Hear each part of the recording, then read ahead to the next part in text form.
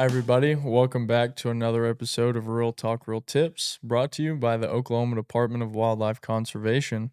Today, we're here and we're going to be talking about trout fishing here in Oklahoma. I'm going to go ahead and let my co host and guests introduce themselves. Hi, my name is Taylor Tucker. I am the hatchery research technician. I'm Michael Williams. I'm the fisheries biologist out of the East Central region. There we go. All right, Michael. So, can you go ahead and tell us kind of what you do and what your interests are just in everyday life? On a day to day basis, sometimes I don't know what I'm doing because things just come up. Trout need to be stocked or trout schedules change. So it goes on that. But most of the time, I help manage and do stocking runs into both our year round fisheries, and that's the Lower Illinois and Mountain Fork River. And that in itself takes a lot of time because you're on the road for hours picking up fish from various locations, mostly Arkansas. So you get pretty busy when doing that. And then other management resources and working on some research projects, looking at natural reproduction and seeing where the fish are in the river and how they're doing. Awesome. Can Cool. you kind of tell us a little bit about the process of us getting trout to stock? hmm Yeah, so we have agreements with the federal Fish and Wildlife, and we have our private stockers, Crystal Lakes Fisheries. So we purchase our fish from Crystal Lake on minimum 9-inch fish, and those can go up to 14 to 25. So they have a really good average, and they know how to feed fish well. They're pretty big That's when they come crazy. out of They the are. truck. I know So I've seen some like just watching different YouTube videos of folks fishing like the Blue or the Mountain Fork, and some of these trout get really Yeah, big. especially the ones from Crystal oh Lakes. yeah, Right. Yeah. So, what's the process like of you going to get fish to be stocked? we have to make sure the trucks are full with oxygen, clean, sanitized, make sure we don't bring any aquatic pests or hmm Mm, invasive species that are in our lakes. And then driving there, getting the truck sanitized before we enter their facility to make sure we don't transfer anything there. And then the next day, wake up early. You want those colder temperatures, less sunlight hours, and they'll fill up the truck with a certain amount of weight and displacement in the tank. So you're mhm, looking at that. And then you drive 6 to 4 hours to your local fisheries. And we have oxygen sensors mhm, that are linked up to our phone. So as we're driving, we can monitor the DOs in there, the dissolved oxygen, mhm, and then monitor the temp. And we add like salt to them that helps relax them, right, less stressful, helps their slime coat. It makes it a better haul. So and just keep those fish dark. Like when you open the tank, they'll start freaking out. And then making sure all our equipment's on tanks, aerators, the quick flows that just circulate that water and it kind of like imitates a stream active hmm movement and they'll just swim towards it mm, and then just stock each location. When you get there, I like to take a temperature to see what the temper difference is and if I have to temper the water to kind of mhm, match them because I don't want to throw fish in like 80-degree water when they're in 40-degree right, water. So hmm you don't want to shock them like that, but you monitor what temperatures are like and let them sit a little bit, acclimate, and then put them in the locations. sweet, hmm So awesome, it's a lot of work. And then just we'll getting back to the paperwork too. Just got to submit that paperwork and get ready for the next trip. It's just sometimes weekly, monthly thing that we right, are doing these trout runs, getting these fish out. So each run is a 2-day process. Yeah, each run's a 2-day process, and it takes a lot of time, like, just for us between the 2 fisheries, like, we'll have a 10, 12-hour day of driving depending what fisheries we're going to or what hatchery we're going out from, so the trips can get kinda extensive and, like, we'll use oxygen when it's hot out. They're wanting more oxygen, so we might use a tank in a trip and then have to go redo it and fill it up. So mm, just being hmm conscious is the main thing and yeah, just knowing what you're doing and good practice. that's crazy. hmm I mean, you wouldn't think that that much goes into just moving some fish around. Yeah. Yeah, and then like another thing, the reason why we don't give out stocking schedules because sometimes our trucks break down or when they're going along the path, these big trucks are full of all our fish, Mhm. and it takes time to get caught in traffic, get behind a slow car. Right. So they'll come like 2, 3 hours before. I've stayed till like 2 o'clock in the morning stocking fish at one of the rivers Mhm. because the truck broke down and we had to transfer the fish. So it's all timing, and Mhm. we try to put them there as quick as we can for the anglers to get at. Yeah. Hmm. That's crazy.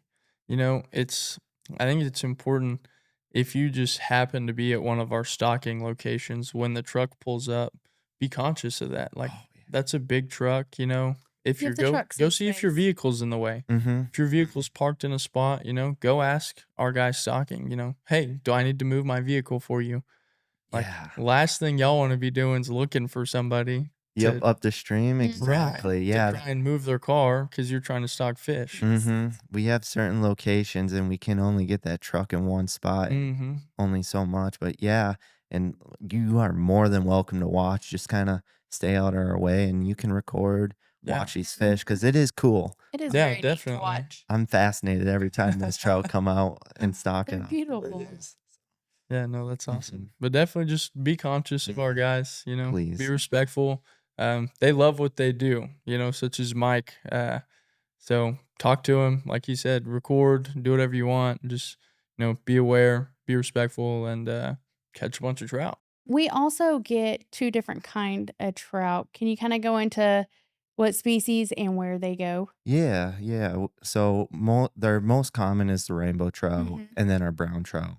So brown trout are from Wyoming, and we get those through a trade program. So we trade bluegill for brown trout. So I think we're kind of winning in that one. That's a good deal. Right.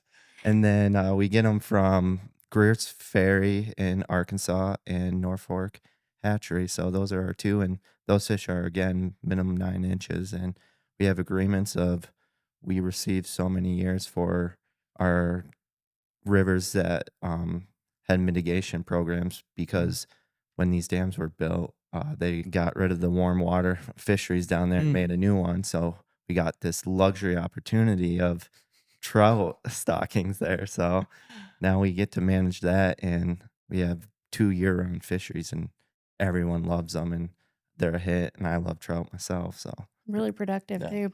that's mhm. awesome. Can you tell us a little bit about how you got into fishing and how that had an impact on you wanting to become a trout biologist? Yeah. So oh man, I've been doing this for 10 years and I've always had a fascination of trout. I'm from Michigan originally, so I grew up chasing brookies in the up north streams there with my father and twin brother. So those are just like key memories to me. And like the thing that sparked the interest to me is like my father would take us down to a creek on the old farmstead, and like, he had memories of fishing that stream all Yeah. the time, and then he took us there, and he had both me and my brother on the opposite ends of the bridge there fishing for trout, so we get there, and it's, like, 10 minutes in, dad's got us all set up, and then all of a sudden I hear my brother just screaming, "I got one, I got one." So, I'm over on the other side, like, reeling up, going to check out my brother, and he had a nice 12-inch brookie, and Dang, that's that crazy. just, like, got me going, and it's, like, that memory, the excitement of seeing my father, my brother get his first fish, like, that just sparks it, and then maybe just a little disappointment because all I caught was a creek chub, so Right. Little sibling rivalry? exactly, so maybe he should be here right now doing this podcast. That's awesome. Um, so can you kind of tell us just what is so special about the trout fishery here in Oklahoma and kind of more specific towards where you work? Okay, so I'm out of the Porter office, so the Lower Illinois is right next to me. Mm-hmm. And that's like, again, they built these dams and made these cold water fisheries that could Right. support these fish year round basis. So, like, we get this luxury of having a unique fish, a different opportunity because trout are completely opposite compared to like a largemouth bass. Right. Mhm. So, and like, they can hold these trout, they'll be in there year round, and like, depends on when you're at there, when they're most active, but it's a great opportunity to get out there and fish and just put something on the checklist if you're trying to Mm-hmm. complete fish species to catch. So that kind of rolls into my next question. What time of year is the best to go out fishing for trout and kind of why? Okay. So like right now is prime time, cold weather, that Mhm. water temperature's starting to drop and the fish are more active when it's below 70. So like during the springtime when it's 70, 90 degrees out there, that water's warming up. Those trout get lethargic, very slow Mhm. moving. They're Mhm. not as hungry. So they'll go in those deeper pools and hunker down and just try to thrive out till it gets cold weather. So now it's prime time. The water's about 68 in certain areas and 63, depends where you're at in the state. So Mhm. like they're super active and they'll bite anything. It's almost like the exact opposite of the largemouth bass. Mhm. Right. Um, Also, what time of day do they tend to bite more? Morning, early day? Yeah, that's a great question. So like during the winter, like you can go mostly year round at certain Mhm. times, but you're done to dusk. They're more eaters, so they'll eat whatever comes in front of their faces, bugs, other fish. So you wanna look at those when the sun starts setting down, they'll start moving around because the water's getting cold again, and then look for structure. They like to, like, hide behind a rock, and then they'll ambush a trout or a bug that comes out, so they like to hunker down in that lower, stream level, and they'll just attack whatever comes there to feed, so they're pretty cool.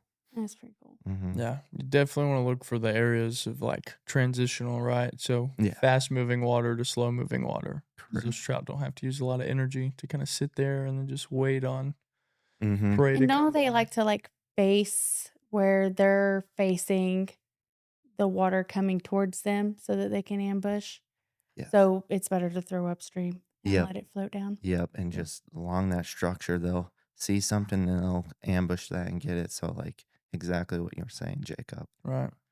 So I know you kind of said that you're still beginning your trout fishing, Mhm. like, I don't know, journey, I guess.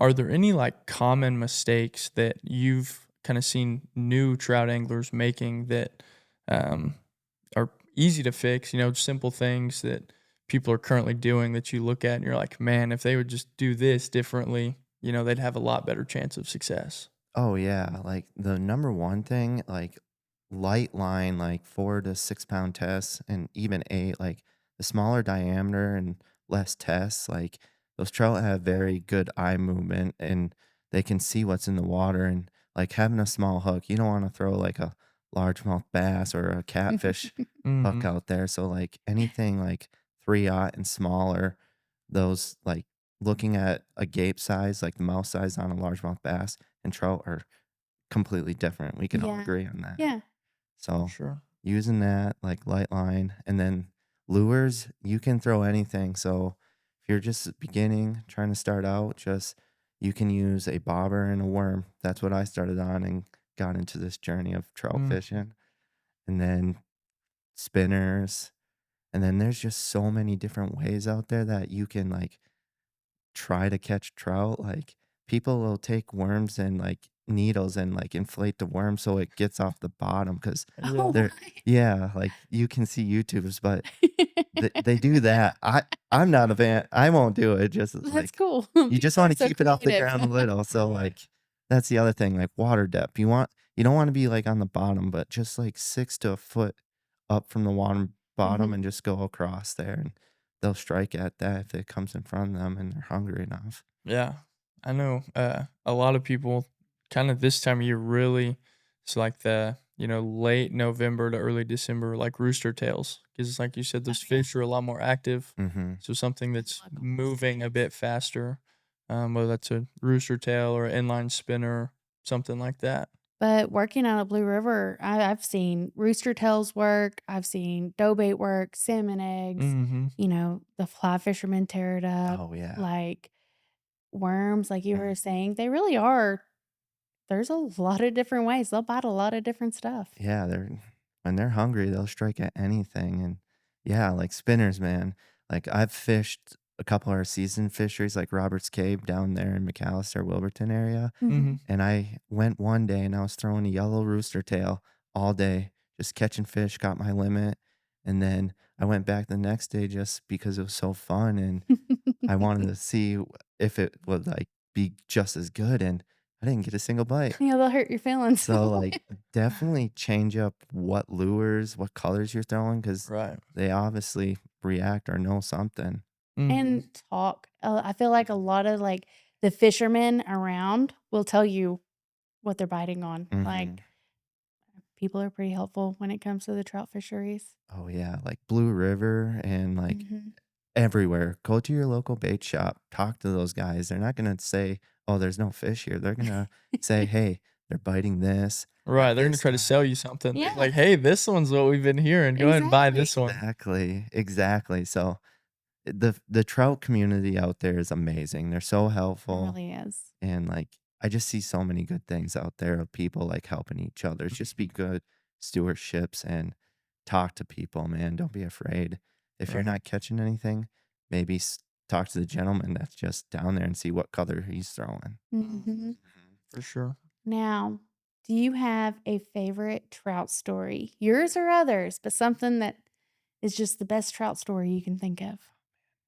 You had Ethan Lovelace on here, and he's the one that taught me how to fly fish. So that catching my first trout at the Lower Mount Fork was awesome. Like Ethan helped set me up and gave me a bunch of stuff. So just going there and him teaching me all these different casts, I'm a very amateur fly fisherman right Yeah. now. So uh, Ethan's awesome Mhm. individual anyways. Yeah, definitely. No, if you haven't seen that video with Ethan, go ahead and check it out. We kinda did like a Blue River special with Mhm. him, talked more about trout fishing. Ethan is probably one of our local pros, I'd say. I'm gonna hype him up oh here. yeah, Yeah. he's awesome. He is awesome. His He's head's good at growing in everything. size as we're speaking. But, yeah, check that episode out. Lots of good knowledge in there. Mike, you kinda mentioned just a minute ago, you're talking about Robert's Cave and that being a seasonal trout Mhm. fishery. Can you kinda tell us the difference between our year-round and our seasonals? Yeah, our year rounds Mountain Fork, Illinois get trout bi-weekly usually is the schedule, and then these season fisheries like Roberts Cave, Blue River, those start November Mhm. 1st, and then some of our city ponds are in December, so they're gonna be stocked soon, so get ready. Right. But all those are usually bi-weekly, and the year rounds, those are mitigation fish, again, Mhm. because of dam, and then our city ponds and look close to home ponds, those are all Crystal Lake fish, so we pay for those, so Okay. licensed dollars goes to that, Awesome. and they get stocked. Yeah, so I know we've got 2 here in Oklahoma City, Mhm. which would be Mhm. Route 66 and Edwards Park. Um, I'm not a Tulsa guy. Do you know what pond in Tulsa we stock with trout? I just know it Is it as the Veterans? yeah, Ah, veterans, yeah. I think it's good trout. Veterans. I'm And slowly learning them too, so yeah, Right. veterans it's a one, lot yeah. all over the state, Mhm. so For sure. No, it's definitely an awesome opportunity for like all of our uh, folks who do live in the more city areas to go and experience a new fish. it is, and it's one of those things though too, it is a whole lot of different places and it is very diverse. And Hmm. Mhm. there are some places that have different regulations depending on where you're gonna be. So if you are gonna go out trout fishing at a place close to you, just make sure to check your regs before you go to make sure that you are following the rules. So Yeah, great point, Taylor. Yeah, please call the game warden and, like, there's numbers on Trout Guide and, like, we'll help you out, but mhm. glance at manual. There's a lot of places Right. where barbless only or certain sections are barbless, so Hmm. Mhm. So, Mike, how has the trout fishing in Oklahoma kind of changed over the time that you've been here? ooh, that is a great question. So, let's start with, like, just better gear now, like, just Mm. better rods, better monofilament lining, and different Right. hook design, so, like, technology's definitely increased and made things a little bit easier on getting, like, better swims or better active baits going out there, and then just better management practice from us. I'm constantly looking at USGA gauges to see what the Mhm. flows are, what temps are in certain times years, because I want to make sure those trout in the water are stocked at correct temps, so we're not wasting this valuable resource that we get, and Right. also gives these people opportunities to catch trout. So looking at that, and then just looking at the core website too to see if they're generating. Some of these fisheries have hydropower on them, so definitely before you drive out somewhere, look at the generating schedule because the water might be too high. Yeah. Hmm. And there's also like a safety aspect to that. Oh yeah. There is. Looking at, Yeah. when are these dams releasing water? Because one, your fishing's probably not going to be as good. Mm-hmm. Mhm. And two, it's also incredibly dangerous to be down on the riverbank while the dams are releasing water. And not just the dams, like certain places like Blue River, you need to check if you're going out to like a small river or something like that, you need to check the USGS gauges close Mhm. to that just to see because these small rivers can be very flash floody Yeah. if you have storms coming through or something like that. It's Sure. just safety concern, especially if you have small children or something that you're gonna have near banks. Mm-hmm. Yeah. That's perfect. Like if you hear those horns get out of the water and just pay attention of how high the water goes, and then next time you'll know better or know when to go down there if it's good opportunity. So those higher flows do help with trout activity. They'll move Mm-hmm. you Mhm. around, but definitely be safe and just be cautious when you're out there wading the streams. Right. Yeah, and wanna make sure you're out there Mhm. making good memories. Can you go into what some of the biggest challenges are in managing trout here in Oklahoma? Yeah, again, water temperatures, that's the big thing. So the lower Illinois had to suspend some of the stockings this year. A lot of things that play that factor. They were working on the dam, Mhm. replacing the butterfly valve, so they fixed that, so now they're generating again. But when they're pulling the water from these reservoirs, they pull it usually at the bottom of the lake, and that's where your water is the coldest. And when you have flash floods, heavy rainfall, they have to release that water because these dams are here for flood control Right. Mhm. and other uses. But water temps, that big one, when it gets above 70, trout don't do as good, and they can definitely, if you're caught in these hot temperatures, they can perish or Mm-hmm. release back. They might swim off, but they might just be so stressed out, so warm that they just die. So, Yeah. Right. but just keep them wet and then pay attention. Just practice good catch and release. Like there's plenty of papers out there from like the Iowa DNR on Right. catch and release practices, but keep them wet. Kind of pay attention to the fish. If you hooked it, foul hooked it or Mm-hmm. something, just maybe keep that one fish if you see more blood or something, because that fish might not make it. Or if you just hooked it really hard, like pay attention. Yeah. Yeah, just good practices. Mm-hmm. For sure. That actually kind of just took our next question of like, what can trout anglers do to support healthy trout, Mm-hmm. or healthy trout fisheries? So you mentioned like, wetting your hands before handling a trout. Mm-hmm. Can you kind of explain the reason behind that? Yeah, they have the protective slime coat there that keeps them healthy and keeps that water off of them and just streamline them more. And then just keeping them there, you can hold up, take a picture. Don't hold it too long because they're gasping for oxygen. But Right. Yeah. so yeah, and just take it, release them, and let them go, and just like pay attention, like how you hook them too. Like Right. that's pretty key. Like be cautious. Don't be Mhm. sitting there playing on your phone when you're out there trout fishing, or you might lose your trout or Yeah. your phone. There Yeah. you go. And that's something you mentioned a while ago too, was if you kind of foul hooked it, I Hmm. mean, you have a limit you can keep. Yes. So if you did foul hook it, I have seen this before where a lot of people throw back foul hooked fish, which technically I guess you You have can. to, Yeah. yeah. But And but you should be keeping them. I mean, you have a limit and mm, that's something that you should be doing because you do see those fish floating mhm. Right. afterwards when that happens. Speaking of, we're kind of getting on that funny topic. I had an Instagram post pop up right before this video with some fish facts. Very just, funny fish facts. So, the first one is that trout live in water because if they lived on land, they would die. These are all like really dad jokey, and I'm gonna go through them because I really like dad jokes. I love it. The second one is that trout don't have any eyebrows, and that's why they always look surprised.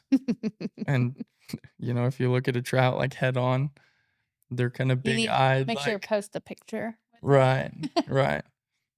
Number 3, despite the name tiger trout, they're not actually related to tigers. I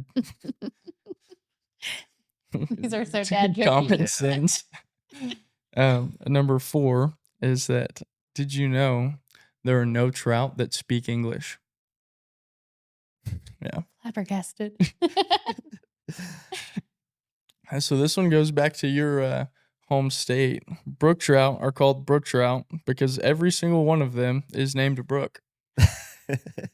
Um, yeah, I'm sorry if y'all just sat through that. I just had to, I couldn't help myself.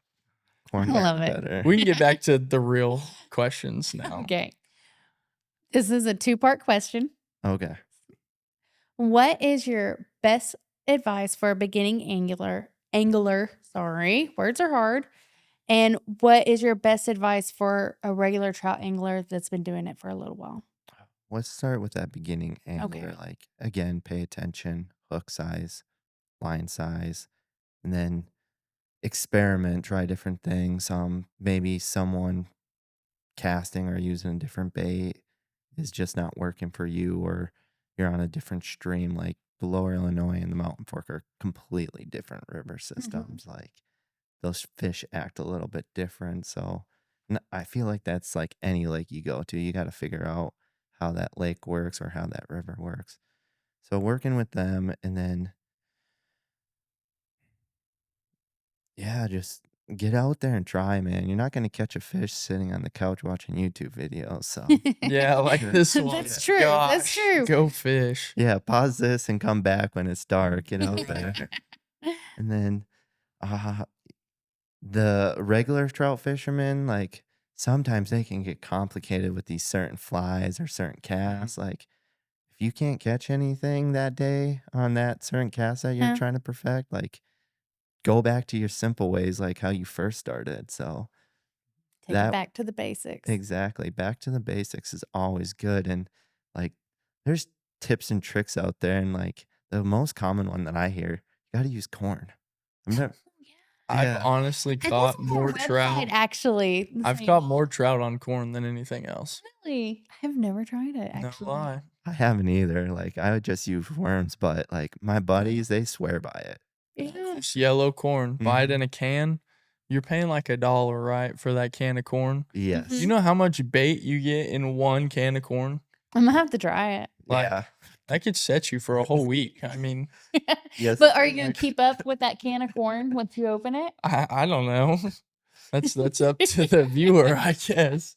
Just be walking around town with your can of corn, like, oh, hey, don't worry, I'm fishing with this later. Like, just disregard me walking around. I mean, it is a all-day supply. Mm-hmm. Uh, Compared to worms, man, you won't run out that right, quick. right. Yeah, that's Worms, true. they can kind of get old, and Mhm. then what are you gonna do with them? You get But a like can of 12 in a corn. box. Yeah, and gotta make sure they keep alive. Right. It's like a pet. Or if you're like the real, hardcore guys, you also have to keep up with your needle that you've been Mhm. airing up Waiting. your worm with. Yeah, exactly. Definitely Exactly. hitting YouTube after this. I got to see that.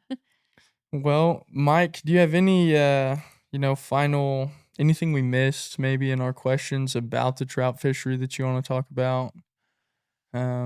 Any tips, tricks, advice? We're actively stocking, so most of the fisheries are going to get their first stocking started in December, and then that goes for a couple months there. So get out there, get your kids fishing, make some memories, man. Like Yeah, I think that's the most important thing is just getting out there, trying something new. I love the outdoors and being a good stewardship, helping kids fish, or like just the joy of seeing a kid catch their first fish is pretty Right. memorable. So, for sure. Awesome. but we're gonna keep going and stocking fish. It's definitely a unique opportunity. So just remember, trout are expensive, and we stock as much as we can that we can afford. But Mm-hmm. we're gonna keep doing what we can and create these opportunities for whoever's out there from being in the city or Right. being out in the country, just get out there, wet a line. For sure. Enjoy the luxury fish. Yeah. If you want to trout fish, make sure you buy your license because Yes. part of that money goes back into us being able to buy trout and stock more trout. Mm-hmm. Yes. So And then check your regs too. Like yeah, certain streams have regulations and catch and release zones, so that's always important. And if you have questions, I'm more than willing to answer them. Give a call to the border office and they'll forward it to me or shoot me an email. I have no problem. I like hearing how the fishing's going and what they're catching. So Mm-hmm. yeah, I'm always helpful and try to do what I can. for sure. Well, we appreciate you coming on today. That's going to kind of bring us to the end of today's episode. Thanks again, Michael. This episode was brought to you by the Oklahoma Department of Wildlife Conservation. Get out, catch some trout, and have at it.